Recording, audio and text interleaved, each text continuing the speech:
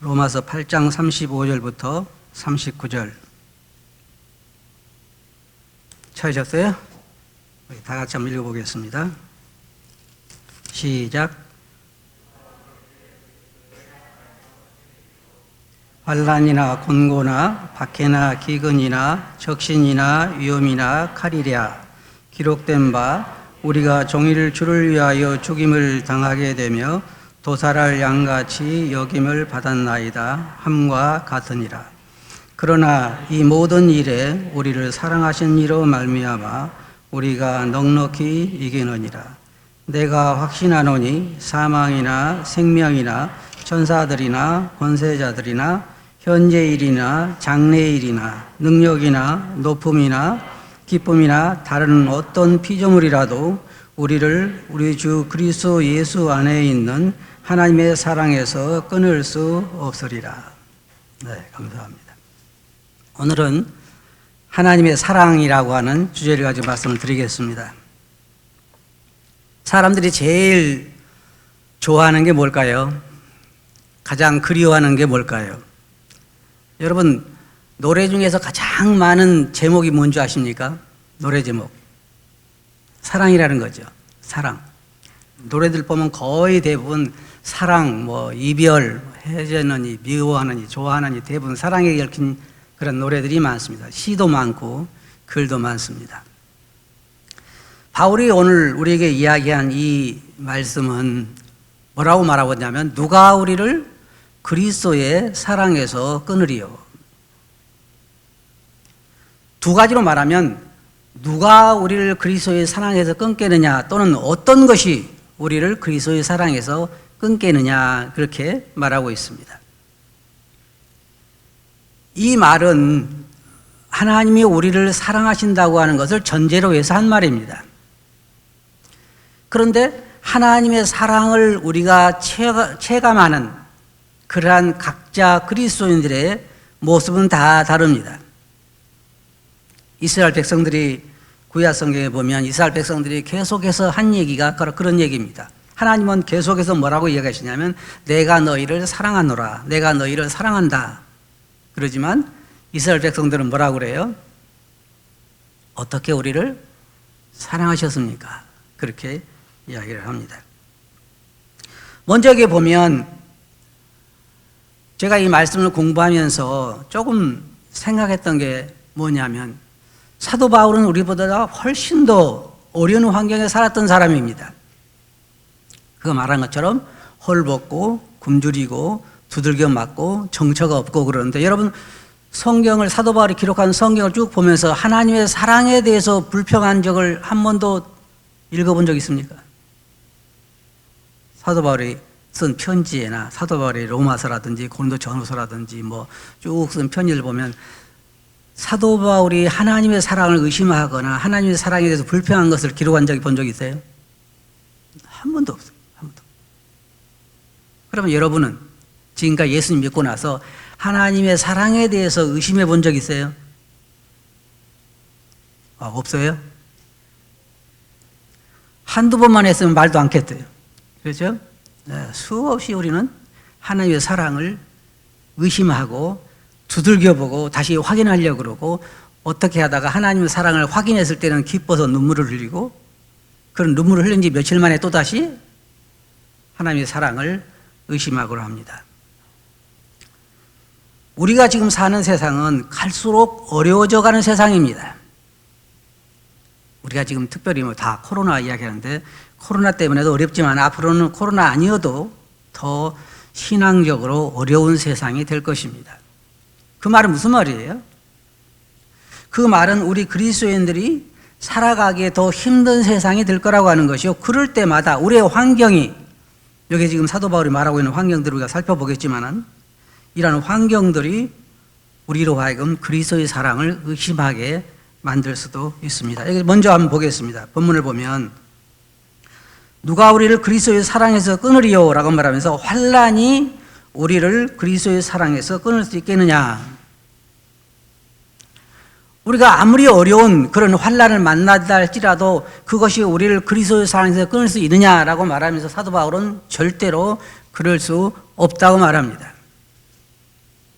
또한 공고함이나 박해나 기근이나 적신이나 위험이나 칼이랴, 이런 것들이 우리를 그리스도의 사랑에서 끊을 수 있겠냐? 이게 크게 나눠보면 두 가지입니다. 하나는 그 어떤 것들이 우리 주위에 있는 어떤 환경이나 어떤 것들이 우리를 끊을 수 있느냐라고 말하고, 하나님 사랑에서 끊을 수 있느냐라고 말하고, 또 하나는 어떤 영적인 존재들이, 어떤 큰 힘이, 그런 파워들이 우리를 하나님의 사랑에서 끊을 수 있느냐라고 말하면서 결론적으로는 없느니라라고 말합니다. 이게 참 놀라운 거죠. 그런데 이 놀라운 하나님의 사랑과 그것을 받는 우리 사이에는 큰 이 공간이 있는 것 같아요. 차이가 있는 것 같아요. 어린아이들을 보면요, 제가 제 그 외손주들을 보면 그런 걸 느끼는데, 어린아이들 보면요, 오로지 생각이 자기의 생각으로 가득 차 있습니다. 부모들은 어떻습니까? 부모들은 변함없이 자식들을 사랑합니다. 제가 제 딸을 보면서도 저렇게 자기 애들을 사랑할 수 있을까 할 정도로 자기 애들을 누구든지 다 그러잖아요. 부모가 자식들을 다 사랑합니다. 근데 그 꼬맹이들을 보면 오로지 자기에 대한 생각으로 가득 차 있습니다. 하루는 저희 집에 와서 두 꼬마들이 늘 저희 집에 오면 안 가고 자고 간다고 그래요. 그래서 하루는 잤는데 밤중에 그 꼬맹이가 앉아서 울고 있어요. 왜 울고 있더니 엄마 보고 싶다고 우는데요. 그런데 그 꼬맹이가 뭐라는 줄 아십니까? 마음에 안 들면 엄마 미워 그러잖아요. 이게 무슨 말이에요? 저는 그걸 보면서 우리하고 똑같다고 생각해요. 우리는 주님을 떠나서는 살 수 없는 사람들이죠. 우리는 주님의 사랑에 감동도 하고 그렇습니다. 그러나 때때로 우리에게 주어지는 환경이 좋지 아니할 때 우리는 하나님의 사랑에 대해서 의심할 때가 많습니다.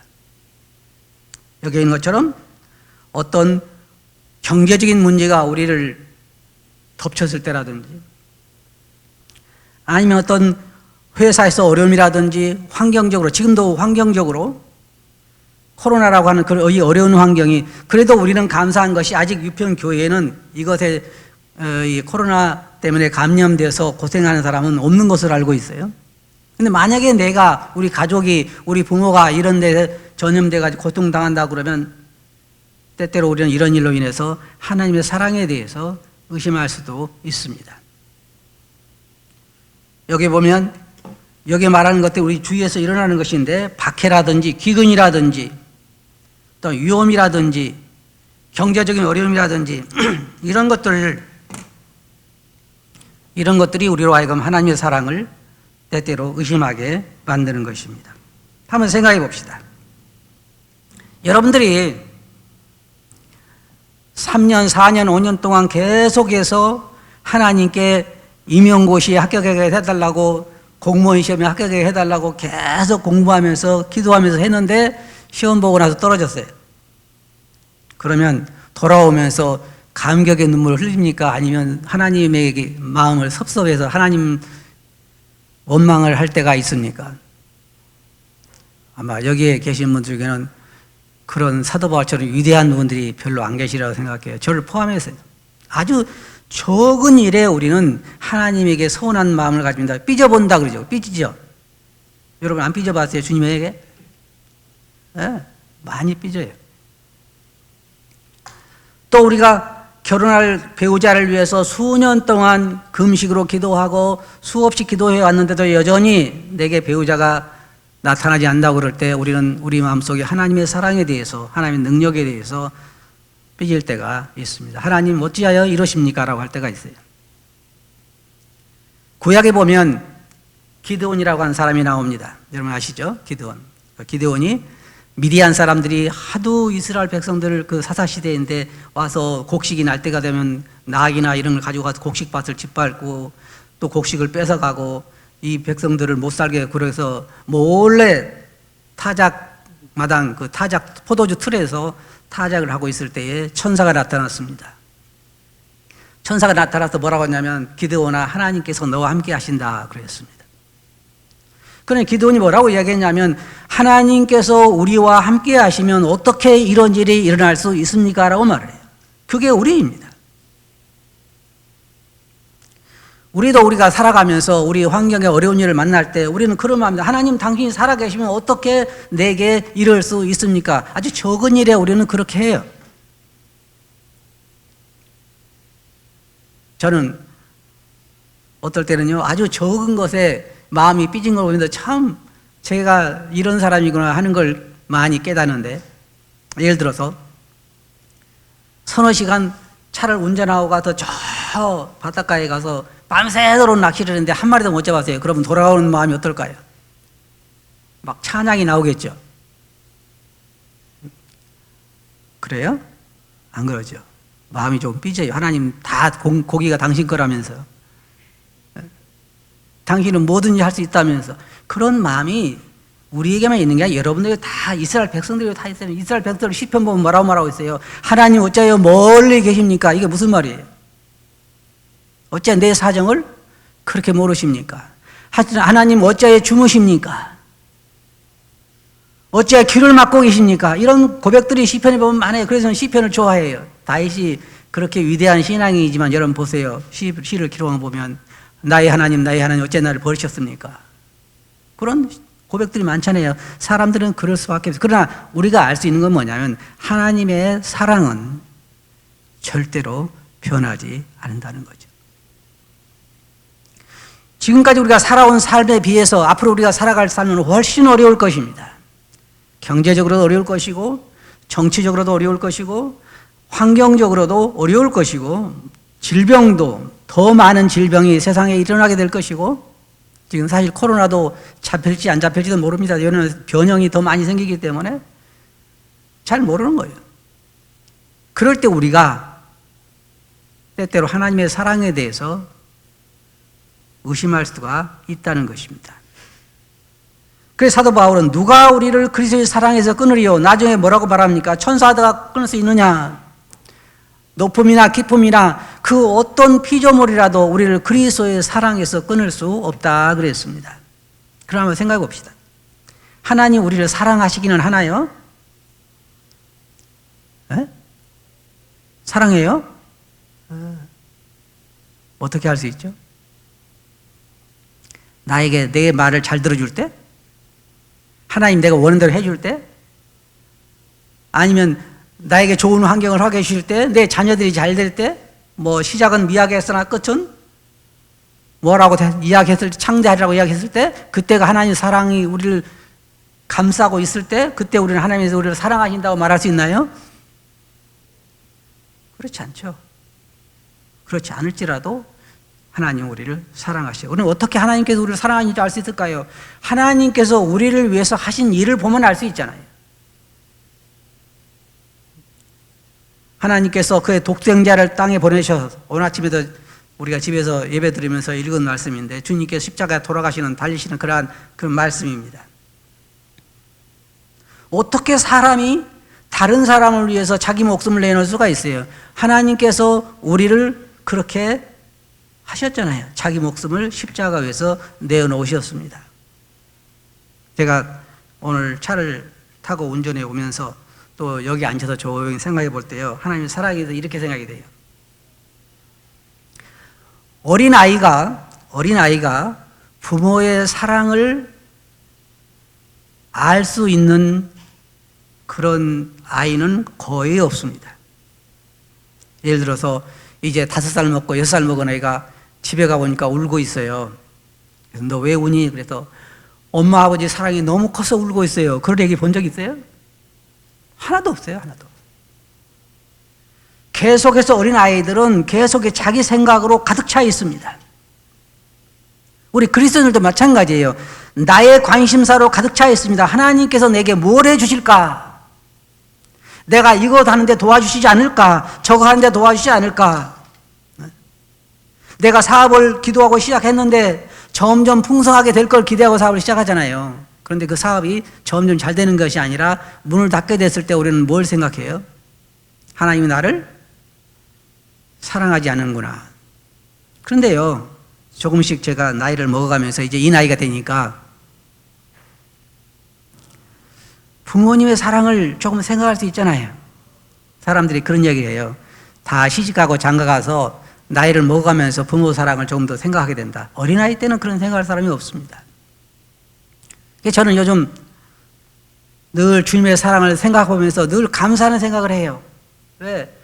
점점 이제 철이 들어가나 봐요. 왜? 갈 때가 돼가니까. 철이 들어가는 것 같아요.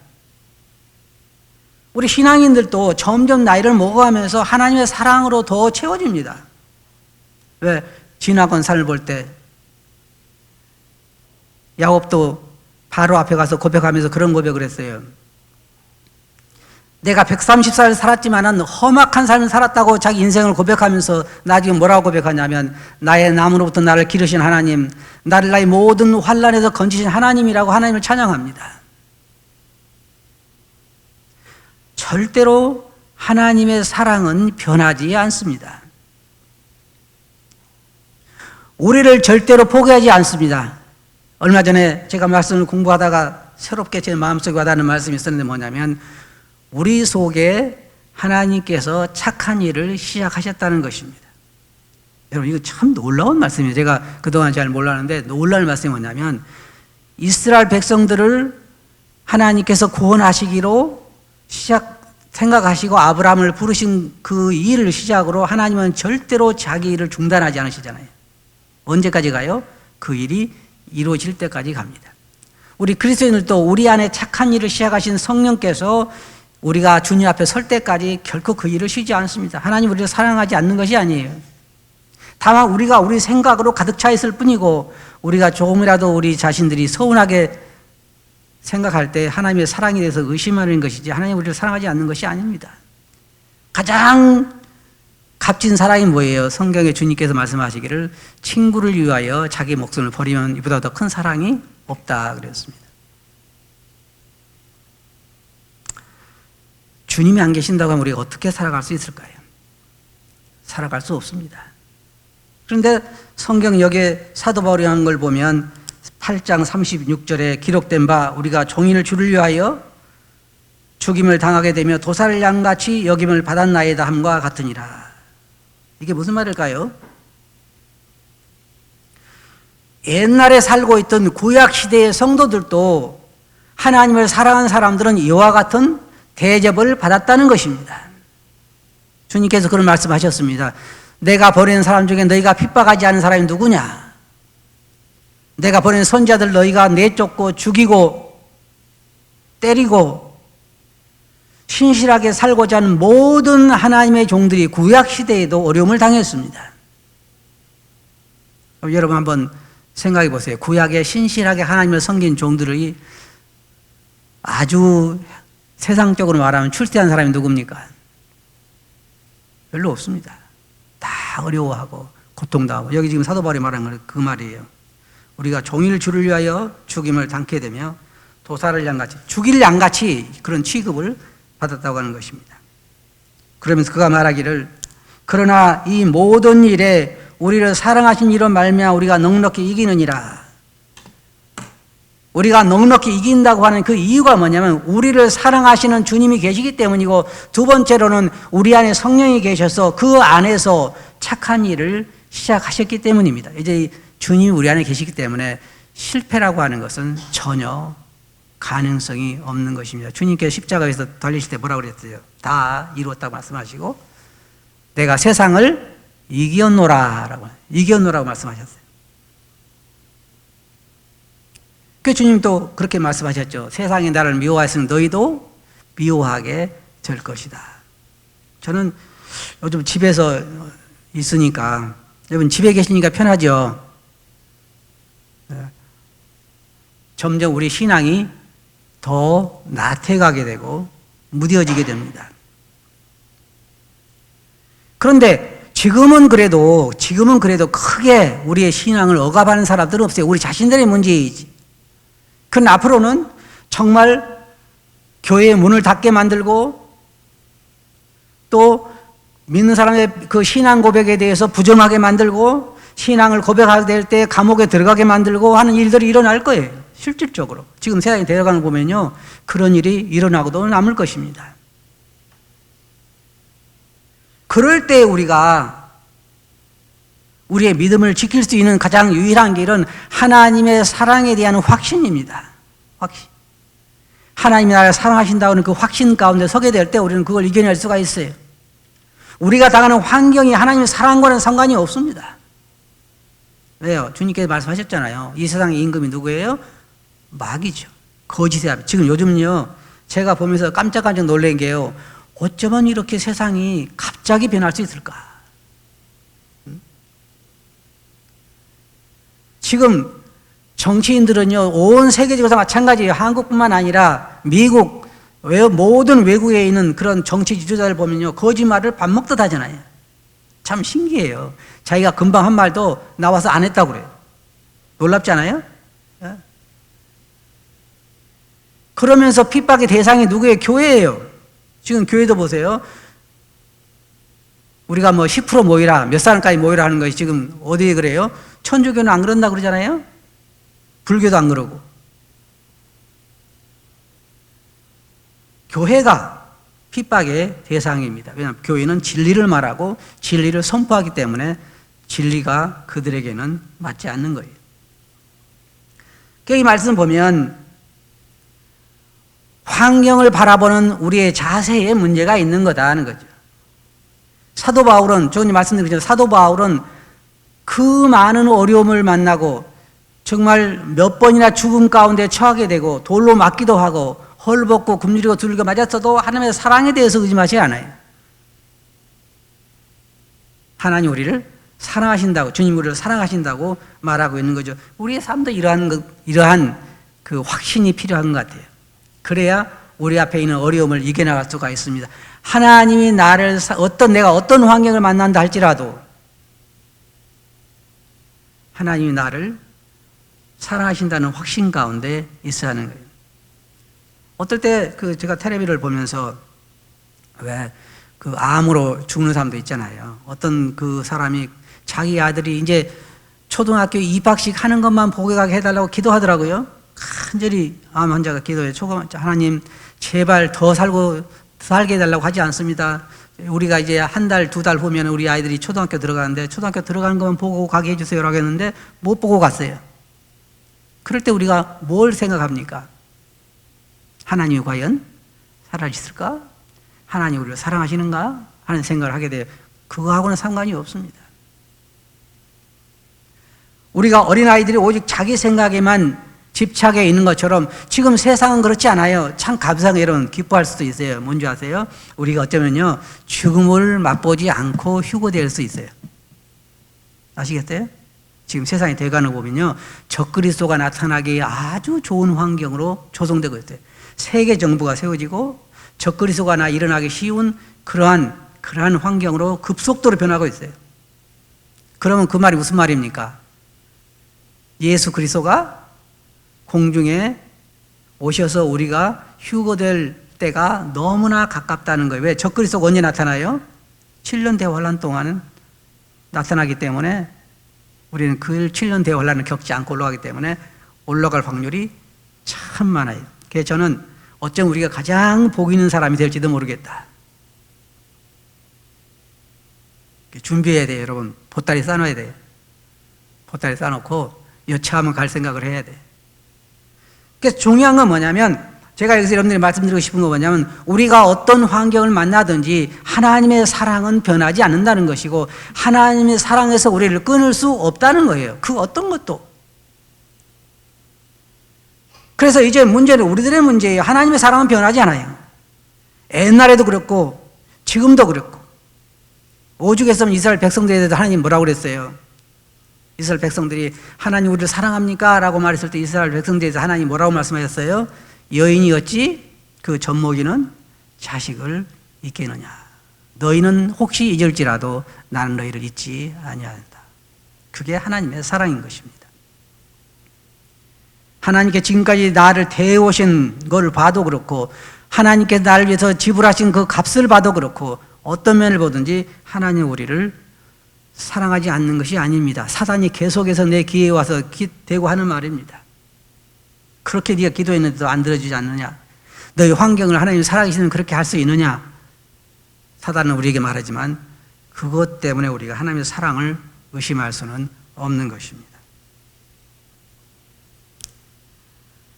그리스도인들의 현실은 그렇게 좋지 않지만 그러나 하나님의 사랑은 변한 것이 아닌 것입니다. 하나님이 현재 나를 위해서 하고 계신 게 뭘까요?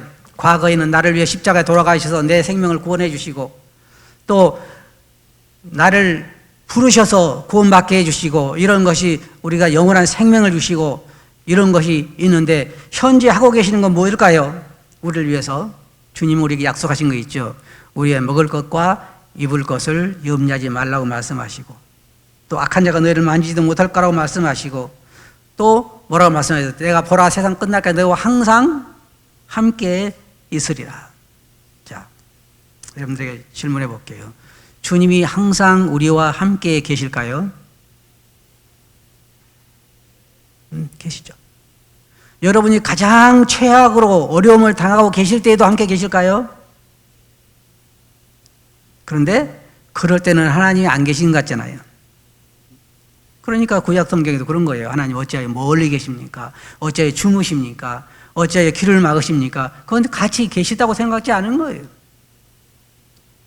우리는 기억해야 할 게 있어요. 여러분들이 앞으로 어떤 환경을 만나든지 경제적으로 부흥하든지 경제적으로 망하든지 환경이 어떻게 되든지 건강하든지 건강을 잃든지 간에 상관없이 환경이 어떻든 간에 하나님의 사랑은 끊을 수 없다는 것이고 하나님은 항상 우리와 함께 계신다는 거예요.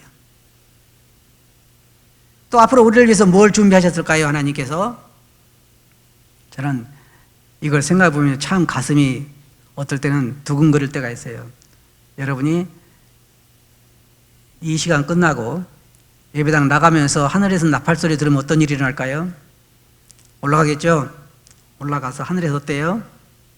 그런 삶이 우리들이 기다리고 있다고 하는 것 참 감격스러운 일이죠.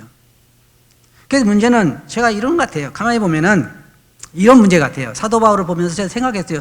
왜 사도 바울은 저는요 아까 말씀드린 것처럼 그렇게 그 몇 시간도 안 되고 가서 낚시를 할 때 고기 한 마리도 못 잡으면 마음속에 약간 하나님에 서운한 마음이 든 사람이라고 말씀드렸죠. 여러분 안 그러죠? 근데 내가 사도 바울이라고 하면 어떤 마음이 들었을까 생각해 봐요. 바다에서 그 풍랑 가운데 빠져서 널판을 잡고 밤새도록 바다를 돌아다니면서 어떤 생각을 했을까? 또 헐벗고 굶주리고 먹을 것이 없고 두들겨 맞고 정처가 없고 날마다 죽음의 위협을 받고 그랬을 때 사도 바울은 어떤 생각을 했을까? 그러나 사도 바울은 그 마음속에 하나님에 대한 사랑, 하나님에 대한 생각이 지배하고 있었기 때문에 그것을 기쁨으로 이길 수가 있었어요.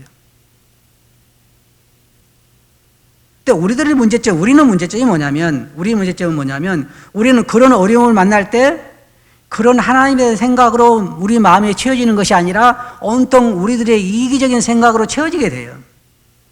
왜 그럴까? 왜 하나님이 그러실까? 생각해 보세요. 우리가 그리스도인들도 어려운 일 많이 만납니다. 어려운 일 많이 만나요. 이제 아기가 태어났는데 몇 개월 후에 태어나가지고 너무너무 기뻐서 살았는데 그 아기가 죽는 수도 있어요. 그리스도인이. 그럴 때 우리는 어떻게 생각을 해요?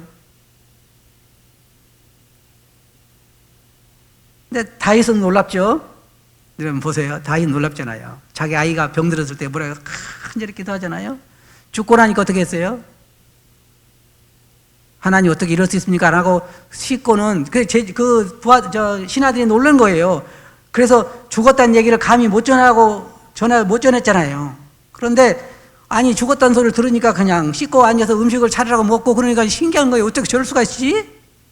왜 그래요? 다윗은 아는 거죠. 우리가 그런 어려운 환경을 만난다 할지라도 우리는 하나님께서 우리를 사랑하시고 모든 것은 협력하여 선을 이룬다고 하는 하나님 말씀이 확신이 있을 때 우리는 우리 마음이 이기적이 아닐 수가 있어요. 우리 마음을 지킬 수가 있어요. 여전히 하나님 사랑 안에 거할 수가 있다는 거예요. 여러분 주님께서 이 말씀을 기억하세요. 내가 너희를 사랑하노라. 맞죠? 어떻게 사랑한다고 그랬어요? 아버지께서 나를 사랑하신 것처럼 나도 너희를 사랑한다. 그럼 무슨 말이에요? 하나님의 사랑으로 사랑한다는 거잖아요. 그러면서 뭐라고 말하고 있어요? 내 사랑 안에 거하라. 잘 보세요. 아무리 부모가 자식을 사랑해도 그 사랑 안에 거하는 자식이 있고 사랑하지 거하지 않는 자식이 있어요. 하나님이 아무리 우리를 사랑해도 우리가 그 사랑 안에 거할 수 있고 사랑하지 거하지 않을 수 있어요. 그 사랑을 체감하는 자녀가 있고 관심이 없는 자녀가 있어요. 관심이 없는 자녀는 뭐냐? 오로지 자기에 대한 이익과 자기에 대한 생각으로 가득 차 있을 때 하나님의 사랑이 그 안에 거할 수가 없어요. 그래서 우리가 어떤 환경을 만난다 할지라도 하나님의 사랑이 우리 안에 거할 수 있도록 해야 하는 거예요. 우리가 그 사랑 안에 거해야 되는 거예요.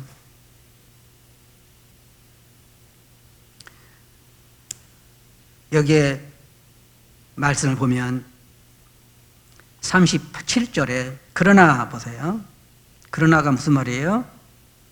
환난이나 공고나 기근이나 핍박이나 그 어떤 것이 우리를 온다 할지라도 우리가 아무리 어려운 환경을 만난다 할지라도 여기에 뭐라고 말했어요? 그러나 이 모든 일에 무엇 때문에 우리를 사랑하신 이로 말미암아 우리가 넉넉히 이기느니라. 이 말씀 잘 보세요. 이런 것이 있다 할지라도 이 모든 일에 누구 때문에요? 우리를 사랑하신 이로 말미암아 우리가 넉넉히 이기느니라. 이길 수밖에 없어요. 왜? 하나님의 사랑 때문에. 하나님이 그렇게 우리를 보호하시고 우리를 인도하시고 하늘나라 우리가 앉기까지 결코 포기하시지 않기 때문에 우리는 이 모든 것을 극복하고 이길 수가 있어요. 사도 바울이 이런 확신을 갖습니다. 뭐라고 했어요? 그러나 이 모든 일에 우리를 사랑하신 이로 말미암아 우리가 넉넉히 이기느니라. 사도 바울을 보면 이런 확신 가운데 있게 됩니다. 우리가 이제 얼마나 세상에 남을지는 모르지만 그러나 이와 같이 놀라운 주님이 계시고 주님의 사랑이 있다는 것을 생각할 때 참 감사가 되죠. 저는 집에서도 조용히 있으면 이런 생각이 만일 여러분 생각해 보세요. 주님이 계시지 않다고 하면 여러분 무슨 소망이 있어요? 젊은 사람들은 좀 다르겠죠. 그런데 이제 나이를 더 들고 보니까 주님이 안 계신다고 하면 아무런 소망이 없는 것 같아요. 세상에 소망이 없습니다. 세상에는 기쁨이 진정한 기쁨이 아니고 인간은 우리 안에 우리를 멸망시킬 그런 욕구들을 가지고 있어요. 아무리 재산이 많아도 거기에 만족이 없습니다. 아무리 세상적인 쾌락을 추구해도 거기에 만족이 없어요. 그게 그렇게 되어 있는 거예요. 그런데 주님께서 우리 주시는 이러한 평안과 만족은 진정한 만족이 되는 것이잖아요. 우리가 사도 바울처럼 이런 고백을 할 수 있다는 것이 정말 감사한 것이죠. 내가 확신하노니 뭐라 했어요? 장래일이나 현재일이나 높음이나 기쁨이나 천사들이나 다른 권세자들이나 핍박이나 환난이나 기근이나 그 어떤 것도 우리를 그리스도의 사랑에서 끊을 수 없으리라. 이게 놀라운 고백이잖아요. 이게 여러분 고백이고 저희 고백이잖아요.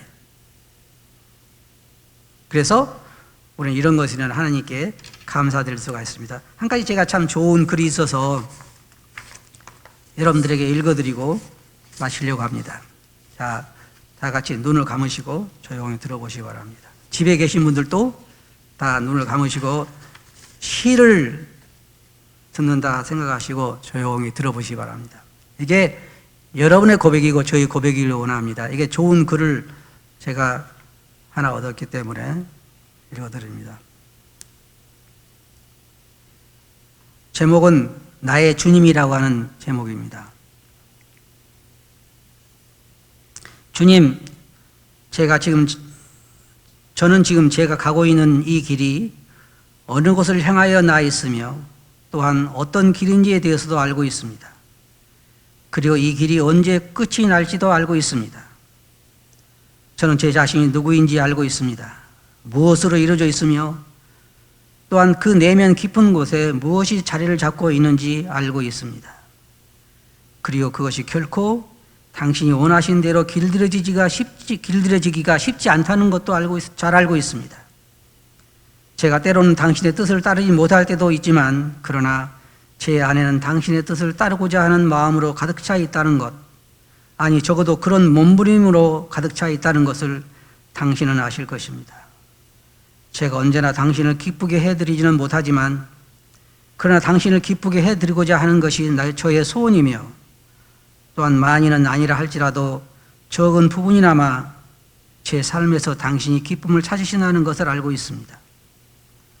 저는 당신이 제 안에 거하게 하신 이 소망으로부터 저의 눈을 흐리게 하는 그 어떤 것도 행하기를 원치 않습니다. 그러기에 이 모든 일에 있어서 늘 이 소망 가운데 머물기를 원합니다. 저는 제가 가고 있는 이 길이 어떤 길인지 잘 알고 있습니다. 이 길은 먼저는 당신이 맨발로 가셨던 길이요, 또한 당신을 따르던 제자들이 걸어갔던 가시밭 길이었다는 것을, 그리고 제가 이 길을 다 지나고 나면 그 길의 끝에 무엇이 저를 기다리고 있다는 것도 잘 알고 있습니다. 제가 때로 제 앞에 놓인 이 길을 벗어나 곁길로 가는 일이 있다 할지라도 그것은 오래 지속되지 않을 것이며 다시 돌아와 당신이 기뻐하시는 이 길을 갈 것입니다. 때로는 이 나그네의 길이 지치고 힘이 없을지라도, 그리고 당신을 바라보는 저의 눈이 흐려지는 일이 있다 할지라도